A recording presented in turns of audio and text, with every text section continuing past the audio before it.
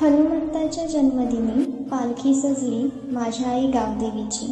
भक्तीत पडली पाऊले या चिमुकल्यांची, घेऊन नजरेत लहर कुतूहलाची. घेण्या मायेचा आशीर्वाद ही आली हाका मारी ग.